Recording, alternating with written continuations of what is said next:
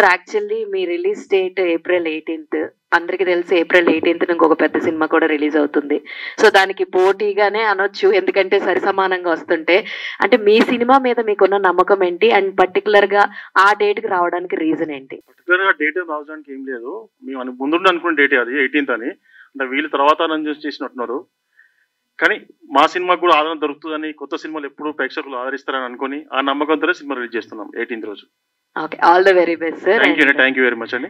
కృష్ణవేణి గారు, సో మీకైతే కంగ్రాచులేషన్స్ గా ఇంకొక అవతారంలోకి వచ్చారు కాబట్టి, సో మీకు ఎలా అనిపించింది అండ్ ఆపర్చునిటీ రాగానే what was your first opinion ఏంటి? అంటే జనాల్ని నేను మెప్పించగలను అని ఒక సెల్ఫ్ కాన్ఫిడెన్స్ మీలో అప్పుడే బిల్డ్ అయిందా ఏంటి? How it? నేను యాక్చువల్ గా ఫస్ట్ సాంగ్ మెరిసే మెరిసేకి చేశాను, హుషారు హీరో. అది ఓటీటీ. తర్వాత జట్టి అని ఒక సినిమా వచ్చింది, అందులో రాశాను. ఆ ప్రయాణంలో భాగంగా అనేక ప్రైవేట్ సాంగ్స్ రాస్తున్న క్రమంలో ఒకటి సురేష్ బొబ్బిలి గారి మ్యూజిక్ డైరెక్షన్ లో నేను లిరిక్స్ రాశాను. అంతే, అక్కడ రికార్డింగ్ టైంలో నేను వెళ్లాల్సి ఉండే కనుక వెళ్ళా. ఆ తర్వాత ఇంకా మళ్ళీ నేను మామూలుగా నా మీడియా వర్క్స్ లో ఉన్నా. ఒకరోజు తిరుపతి గారి నుంచి కాల్ వచ్చింది నాకు, ఇలా సురేష్ బొబ్బిలి గారు లిరిసిస్ట్ కావాలంటే మీ నేమ్ రిఫర్ చేశారు, పలానా సిచ్యువేషన్, బతుకమ్మ సిచ్యువేషన్ లో వచ్చే మీ ట్రైలర్ లో చూసిన ఫస్ట్ సీన్ అక్కడ ఉంటుంది అని. నేను తెలంగాణ ప్రాంత అమ్మాయిని, నాకు వచ్చింది కూడా తెలంగాణకు సంబంధించి బతుకమ్మ పాటే గనక వెంటనే 1-2 days అనుకుంటాను కదా సురేష్ గారు, 1-2 days లో లిరిక్స్ ఇచ్చాం. చిన్న చిన్న చేంజెస్ ఉంటే చేసినాం. నేను షాక్ అయినా, ఎప్పుడో సురేష్ బొబ్బిలి గారికి ఏదో పాట రాసిన, మళ్ళీ నాకు సురేష్ బొబ్బిలి గారు కూడా చెప్పలేదు. తిరుపతి గారు డైరెక్ట్ ఫోన్ చేసి సురేష్ గారు మిమ్మల్ని రికమెండ్ చేసిరన్నారు, బాగా వచ్చింది. దానికి ప్రధానమైన క్రెడిట్ యాజ్ యూజువల్ బతుకమ్మ పాటలు అంటేనే బ్రాండ్ సురేష్ బొబ్బిలి గారు. అసలు ఫస్ట్ తెలంగాణలో బతుకమ్మ పాటల కల్చర్ తెచ్చింది ఆయన. అద్భుతమైన ట్యూన్ ఇచ్చారు, బలం అంతా ట్యూనే, దానికి నేను లిరిక్స్ అందించిన అంతే. రివీల్ చేశారు మావయ్య అని చెప్పి, మరి మావయ్యని నెక్స్ట్ ప్రెస్ మీట్ అంటే మావయ్య మామూలుగా ఈవెంట్స్కి రావటం అది ఇంట్రెస్ట్ ఉండదు. జస్ట్ మేబీ ఇన్స్టాగ్రామ్ ఇందులో పోస్ట్ చేస్తారేమో, రావటం అయితే ఉండదండి. ఎందుకంటే ఆయనకి ఇంట్రెస్ట్ ఉండదు, ఎందుకంటే ఆయన ఆడిపోయించి కానీ వెళ్ళరు. ఈజ్ ప్రైవేట్ పర్సన్ మన బయట. మనస్ గారు, congrats first of all, trailer చాలా బాగుంది. అండ్ అంటే చాలా సినిమాలు వస్తుంటాయి, బట్ గొప్ప సినిమాలు అనేవి తక్కువ వస్తాయి. సో అది ఆడిందా లేదా తెలియదు, మన కెరియర్ లో బెస్ట్ మూవీ అవుతాయి అనమాట కొన్ని. అలాంటి మూవీ అనుకుంటాను మీకు ఇది. అండ్ అంటే ఎవరైనా మనకి రీసెంట్ ఎవరైనా తెలిస్తే నాకు అతను తెలుసు, ఆ డైరెక్టర్ తెలుసు, హీరో తెలుసు అంటారు. బట్ అంటే రవితేజ గారు మీ మావయ్య ఏంటి కూడా అంటే ప్రమోషన్ టైంలో కానీ సమ్ టైమ్స్ లో ఎందుకు మీరు చెప్పుకోలేదు? అంటే మీ మూవీకి ఇంకొంచెం ప్లస్ అవుతుంది కదా. రీసెంట్ గా చూసుకుంటే అంటే చిన్న చిన్న సినిమాలకు కూడా పెద్ద హీరోలు వచ్చి ప్రీ రిలీజ్ ఈవెంట్ లో కూడా మాట్లాడడం చూస్తున్నాం. సో అదే ఆయనకి అలా ఆయన పాలసీ ఏంటంటే ఎవరు సొంతంగా రావాలని. సో అది యూజ్ చేసుకుంటాం, అది ఇంట్రెస్ట్ ఉంటుంది. మేబీ కొంచెం మన సక్సెస్ అయిన తర్వాత ఆయన సపోర్ట్ ఇస్తారేమో, ఇనిషియల్ గా ఇవ్వటం అనేది ఆయనకి ఇంట్రెస్ట్ ఉండదు. ఎంచుకుంటారని చెప్పారు డైరెక్టర్ గారు. బిఫోర్ మీ మూవీ కూడా అంతే సెలెక్టెడ్ గా ఉంది. సో దీంట్లో ఎంచుకోవడానికి స్పెసిఫిక్ రీజన్ ఏంటి? అది ఏ పాయింట్ బాగా కనెక్ట్ అయింది మీకు? నాకు ఇందులో పాయింట్ కనెక్ట్ అవ్వడం అంటే, నేను ఇప్పటివరకు ఇలాంటి రోల్ చేయలేదు. అంటే ముందు ఆల్రెడీ చేసున్నా ఒక 2 characters, అవి కూడా విలేజ్ బ్యాక్గ్రౌండ్ టైపే ఉంటాయి. But this is like complete different అనమాట. చెప్పా కదా, you can see me here, you can see me on the poster. అక్కడ ఎలా ఉన్నాను, ఇక్కడ ఎలా ఉన్నాను, కంప్లీట్ వేరియేషన్ ఉంటుంది. సో అది చూస్తే మీకు అర్థమవుతుంది. మెయిన్ ఆ క్యారెక్టరైజేషన్ నచ్చి నేను చేశాను. లేదంటే ఫస్టేనే అడిగాను అనమాట, సార్ నేను ఎలా చేయను అలా చేయను అంటే, పర్లేదండి నేను అదే చెప్తున్నారు, నేను డ్రెస్సింగ్ చూపించాను మేడంకి, అప్పుడే ఒప్పుకున్నారంటే దాన్ని అడిగాను అనమాట. 4 years గ్యాప్ అయింది ఇప్పటి వరకు. చాలా మంది ఈగర్లీ వెయిట్ చేస్తుంటారు, అంటే 1 month 2 months లోనే వస్తే బాగుంది అన్నట్టుంటది. ఇంత లాంగ్ టైం కదా, ఎలా అనిపించింది మీకు ఆ గ్యాప్ లో? అంటే ఈ గ్యాప్ లో నేను మిగిలిన చేసుకున్నాను కాబట్టి ఐ ఫెల్ట్ లైక్, బట్ ఇది ఫస్ట్ వచ్చి ఉంటే బాగుండు. ఎందుకంటే ఇందులో నాకు యాక్టింగ్ స్కోప్ ఎక్కువ, మిగిలిన మూవీస్ తో కంపేర్ చేసుకుంటే ఇది యాక్టింగ్ స్కోప్ చాలా ఎక్కువ ఉంటుంది అనమాట. దాన్ని నేను ప్రూవ్ చేసుకోవడానికి ఈ మూవీ చాలా యూజ్ అవుద్ది. సో ఇది రిలీజ్ అయితే చూడాలి ఎలా ఉంటుందో రెస్పాన్స్. డైరెక్టర్ గారు, ఆ డిసప్పాయింట్ అనేది 18th మనకి క్లియర్ చేస్తుందని అనుకుంటున్నాం. ఎందుకంటే బెస్ట్ మూవీ, మంచి మూవీ ఎప్పుడు వచ్చినా ఆడియన్స్ మోసం చేయరు ఎవరు చేసినా. సో అలాంటి మంచి మూవీ అవుతుంది అనుకుంటాను. అండ్ అంటే మనం బిజినెస్ పాయింట్ ఆఫ్ నుండి మాట్లాడుకుంటే కొన్ని సినిమాలు ఈ మధ్యన రిలీజ్కి ముందే ఓటీటీకి అమ్మేయడం, సో అవన్నీ క్లియర్ చేసుకుని థియేటర్గా వెళ్తున్నారు. సో మీరేంటి అలాంటి ఓటీటీకి అమ్మేయడం జరిగిందా, లేకపోతే ఏంటి అప్రోచ్ అయ్యారా? దీనికి ముందు నేను మర్చిపోయాను యాక్చువల్లీ, ఇంతకుముందే చెప్పాలి. బిగ్ ఫిష్ సినిమాస్ అంటే ఆ లోగో యాడ్ అయింది కదా, సో వాళ్ళు మా డిజిటల్ మీడియా అంతా చూసుకుంటున్నారు, రానాను సిద్ధార్థ్ అన్న వాళ్ళు. సో వాళ్ళు యాక్చువల్లీ సినిమా రిలీజ్ అవ్వడానికి ఇప్పుడు అంటే కొన్ని సంవత్సరాల తర్వాత రిలీజ్ అవ్వడానికి ఫస్ట్ వాళ్ళే ధైర్యం ఇచ్చారనమాట. ఈ సినిమా తప్పకుండా ఓటీటీకి వర్కౌట్ అవుతుంది, థియేటర్లో కూడా చాలా మంది చూస్తారు ఈ సినిమాని, సో మనం థియేటర్ కూడా చేద్దాము, మా సపోర్ట్ మీకు ఉంటుంది అని చెప్పేసి బిగ్ విష్ సినిమా వాళ్ళు మాకు ఆ మాట ఇవ్వడం వల్ల మేము ఈరోజు మళ్ళీ మా ప్రొడ్యూసర్ గారు నమ్మి ముందుకు వచ్చినాం. థ్యాంక్స్ చెప్తున్నా బిగ్ విష్ సినిమాస్ వాళ్ళకి. Thank you sir. సార్ చెప్పండి. ఒక సినిమా తీయాలంటే ఎన్ని స్ట్రగుల్స్ ఉంటాయి. ఇండస్ట్రీలో 30 ఏళ్ళ నుంచి నేను చూస్తూనే ఉన్నాను, డైరెక్టర్లు కానీ, హీరోలు కానీ, ఆర్టిస్ట్ కానీ, డిపార్ట్మెంట్.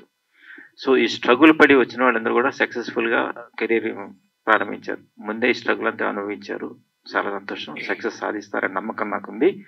సో ఈ సబ్జెక్ట్ తీసుకోవడానికి మీకు ఏమైనా ఇన్స్పిరేషనా, ఇదన్నా ఏ రీజన్తో తీసుకున్నారు ఈ సబ్జెక్ట్? అంటే ఒక లవ్ సబ్జెక్ట్ తీసుకోవచ్చు, ఒక ఎంటర్టైన్మెంట్ తీసుకోవచ్చు, ఎనీ వెళ్ళిపోవచ్చు.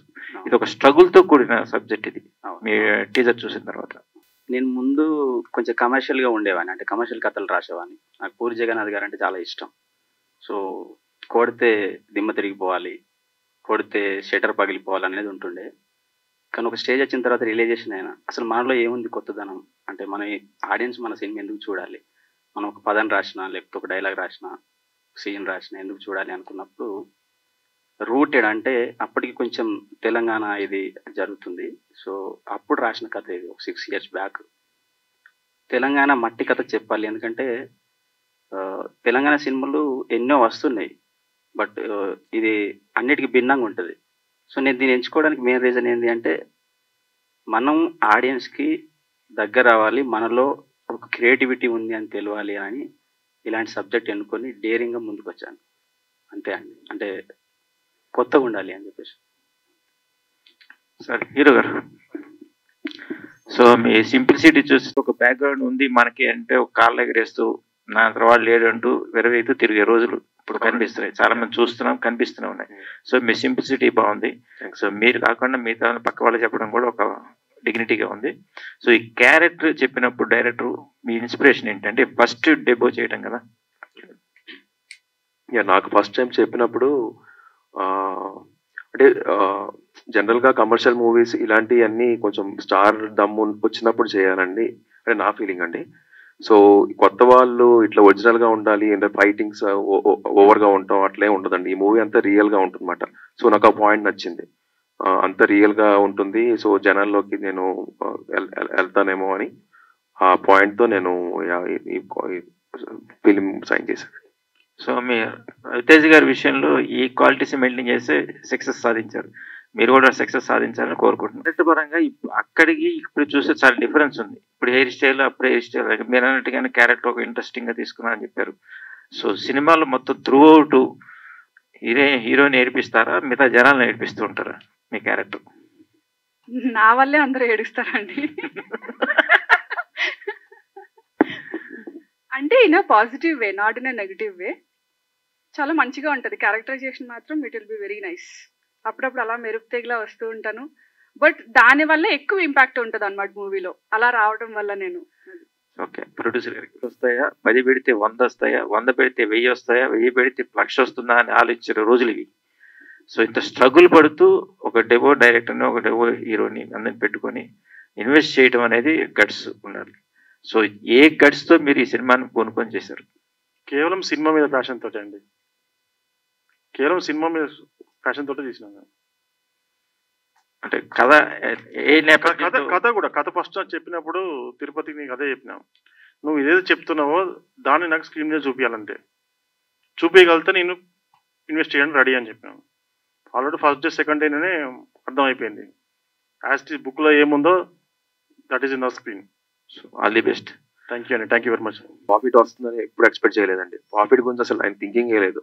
ఒక మంచి కథ తీయాలి, జనాల్లోకి వెళ్ళాలి అని, క్వాలిటీ మూవీ తీయాలని ఆ పాయింట్తోనే ఆయన వచ్చారండి. అసలు ఫస్ట్ నుంచి ఎక్కడ ప్రాఫిట్ అనేది ఎప్పుడు మాట్లాడలేదు బాబు ఆయన. సో ఆయన కోసం ఈ మూవీ హిట్ అవ్వాలండి. కాల్ వచ్చింది, మంచి పాట రాశానని ఒక ఆనందం ఆదృతితో చెప్పారు. సో పాట ఆడియన్స్ లో ఎంత రీచ్ అవుతుంది అనుకుంటున్నారు? ఏదన్నా ఒక పల్లవి అన్న పాడతారా? ఖచ్చితంగా. అంటే అది పాడింది మంగ్లీ గారు, ఫేమస్ సింగర్. మీ దగ్గర కూడా ఒక ఉంటుందా? అండ్ కంపోజర్ సురేష్ బొబ్లీ గారు. Deadly combination. అది ఎన్ని సూపర్ హిట్ సాంగ్స్ వచ్చాయి. నేను పాడితే బాగుంది, బట్ 2 లైన్స్ అది కూడా మ్యూజిక్ డైరెక్టర్ ముందు అడుగుతున్నారు మీరు. కొమ్మ కొమ్మ పూలు ఇల్లు జరేనంట, రెమ్మ రెమ్మ పూలు, ఈ టైప్ లో ఉంటుంది. బతుకమ్మ సాంగ్ ప్రతి తెలంగాణ స్త్రీ బతుకమ్మ ఆడేటప్పుడు పెట్టుకొని పాడే అద్భుతమైన పాట. అది సిచ్యువేషన్ కి తగ్గట్టుగా ఒక చరణంలో చిన్న చిన్న చేంజెస్ ఉంటాయి.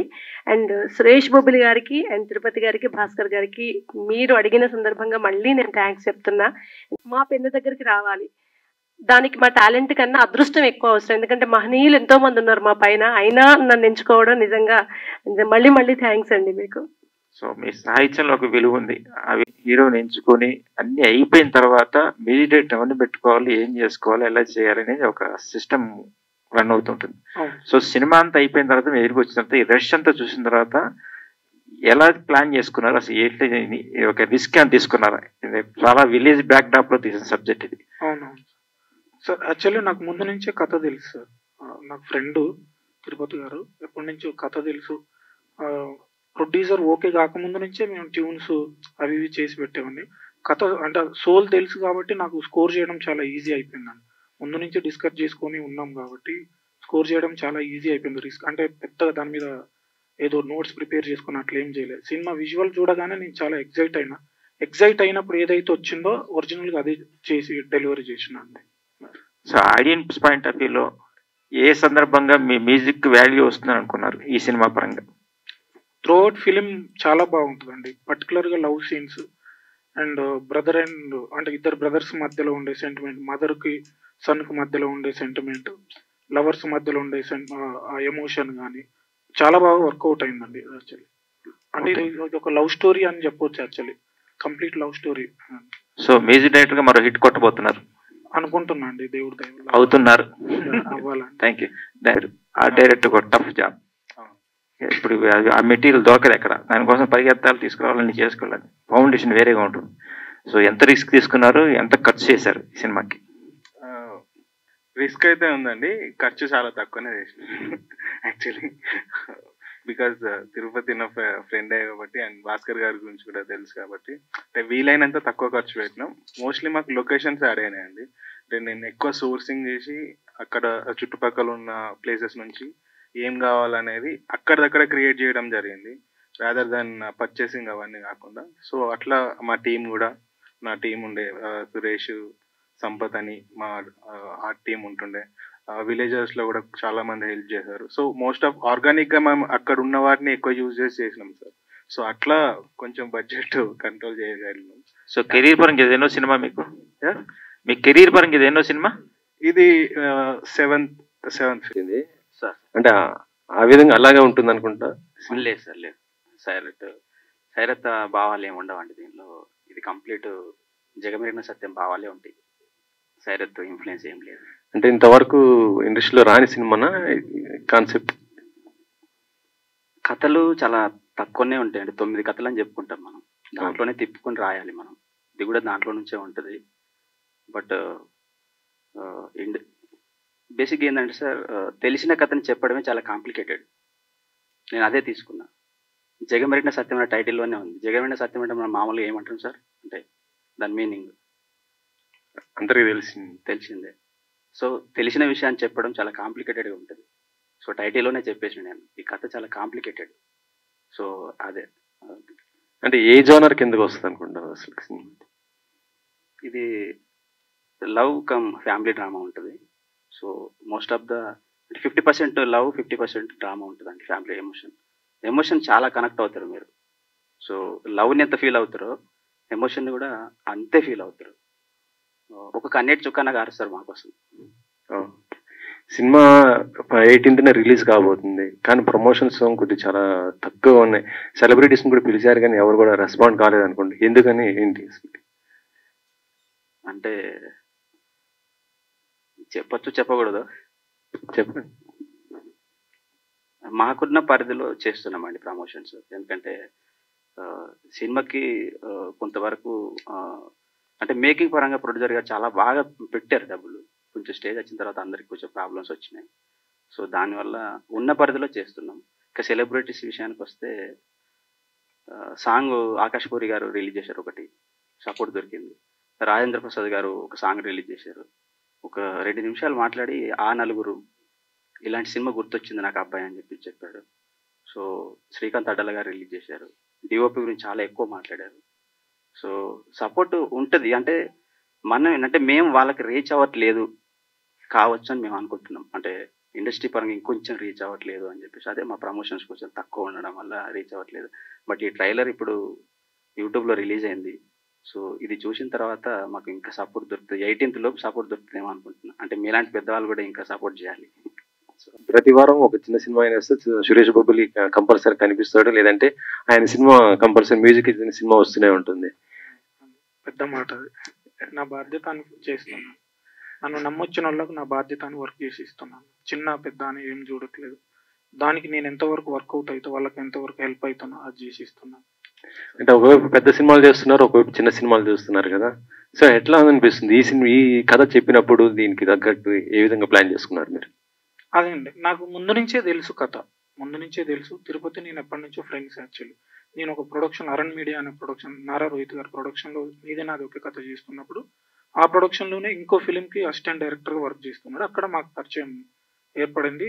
ట్రావెల్ చేస్తూ ఉంటే ఫ్లోలో మనోడు కథ చెప్పడం జరిగింది. దానికంటే తెలంగాణ రూరల్ బేస్డ్ కంటెంట్ అన్నా సరే ఓకే అన్నా చేద్దామని చెప్పి కథ చెప్పినాక ఆ ప్రాసెస్లోనే ట్యూన్స్ చేయడం, కథను నాకు అంటే మంచి సోల్ ఉన్న కథ అన్న. ఇందాక మీరు అడిగినట్టు అంటే సినిమా మొత్తం చూసేలోపు మీరు బయటకు వచ్చేలోపు ఏడుస్తూ బయటకు వస్తారు. అంత ఎమోషనల్ కంటెంట్. సాయిరాత్ అన్నారు కదా, అలాంటి ఈక్వల్గా ఉండే కథనే. యాజ్ ఇట్ ఈజ్ అలాంటి కథ కాదు, బట్ అంత ఈక్వల్గా ఉండే కథ. సో నచ్చి దానికి నేను ఎంతవరకు హెల్ప్ అవుతానో చేయగలను చేస్తారు, లేదంటే వాళ్ళకి సపోర్ట్ కూడా ఫుల్గా ఉంటుంది. కానీ మీకు కొంత సపోర్ట్ ఇక్కడైతే కనిపించినట్టయితే నాకైతే కనిపించలేదు సార్. ఓకే, అదే అండి, మేబీ అదే అది స్టార్టింగే పుష్ చేయటం అనేది ఇంట్రెస్ట్ ఉండదు ఆయనకి.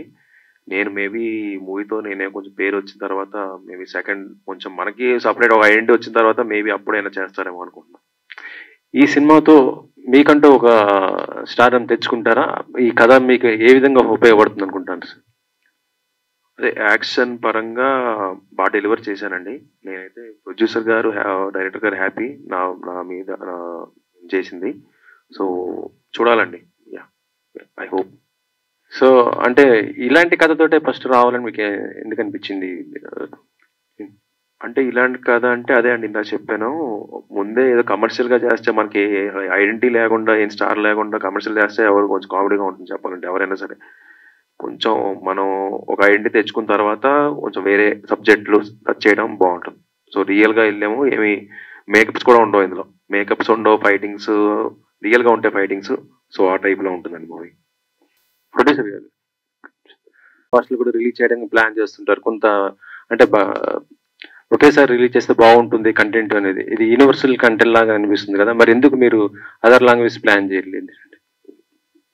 ముందుగా తెలుగులో తీసుకున్నాను. తెలంగాణ బేస్డ్ సినిమా కాబట్టి ఫస్ట్ మన తెలంగాణ రిలీజ్ చేసిన తర్వాత నెక్స్ట్ ప్లాన్ చేస్తామని చూస్తున్నాం. అట్లా మరి ఎన్ని థియేటర్లు వస్తున్నాయి సార్ మీకు? ఇప్పుడు 18th ఒక సినిమా వస్తుంది ఇటు విజయశాంతి గారిది. సో మరి ఇప్పుడు మీకు ఎన్ని థియేటర్లు వస్తున్నాయి తెలంగాణ నేపథ్యంలో ఉంది కాబట్టి? ప్రజెంట్ 40 to 45 అనుకుంటున్నాము.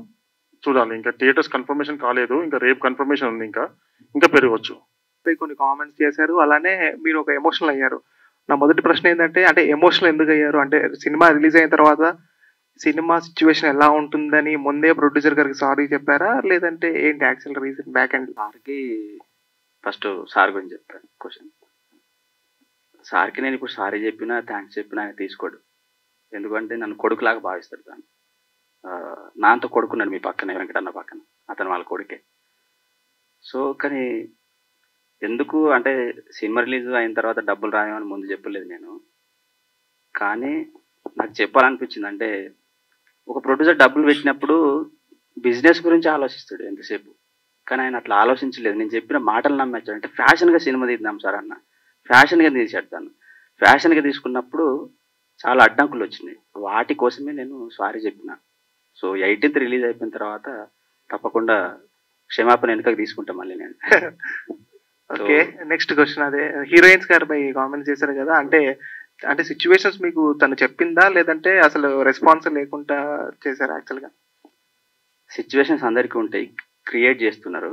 సో అట్లా చేయొద్దు. అంటే ఈ మీడియం తన గురించి అంటే నేను అంటే బ్యాడ్ గేమ్ చెప్పాలని కాదు, ఇక ముందు కొత్త వాళ్ళు వచ్చేవాళ్ళు కొత్త వాళ్ళకి సపోర్ట్గా నిల్చోండి అని మాత్రమే నేను ఇండికేషన్ ఇచ్చాను అంతే.